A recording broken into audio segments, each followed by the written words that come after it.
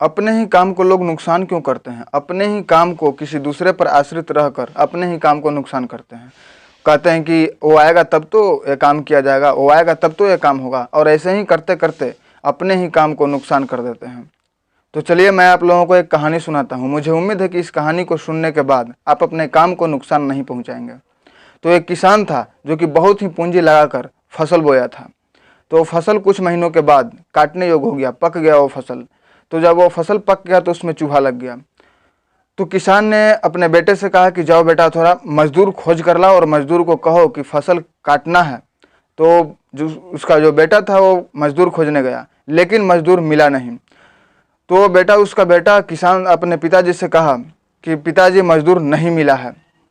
तो किसान कहा कि मैं खुद कल जाऊंगा और मजदूर को खोजूंगा। तो किसान ने कल गया और मजदूर खोजने लगा। तो एक मजदूर मिला। तो उसने कहा, किसान ने कहा कि मेरा फसल हो गया, मेरा फसल काटने योग्य हो गया है, तो चलिए फसल को काट दीजिए।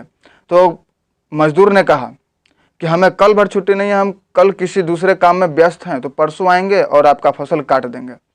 तो मजदूर मिलने के बाद किसान बहुत ही खुश हुआ और वो घर पर आकर निश्चिंत से बैठ गया। जब उस दिन आया, उस दिन का इंतजार कर रहे थे, वो दिन आया और उस दिन भी मजदूर नहीं आया। तो किसान ने खेत पर जाकर देखा तो चूहों ने 60% अनाज को बर्बाद कर चुका था।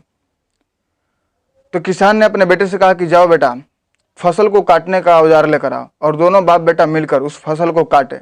उस फसल को काटने के बाद वो फसल को तो 60% अनाज चूहों ने बर्बाद कर दिया था। तो मुझे उम्मीद है कि इस कहानी से आपको यह सीख मिली होगी कि अपना काम किसी दूसरे पर आश्रित रहकर अपने ही काम को नुकसान नहीं पहुंचाना चाहिए। तो मेरा यह संदेश आप लोगों को कैसा लगा? अगर वीडियो अच्छी लगे तो वीडियो को एक लाइक कीजिए और हमारे इस चैनल को सब्सक्राइब कीजिए, क्योंकि मेरा यह चैनल जन कल्याण को समर्पित है।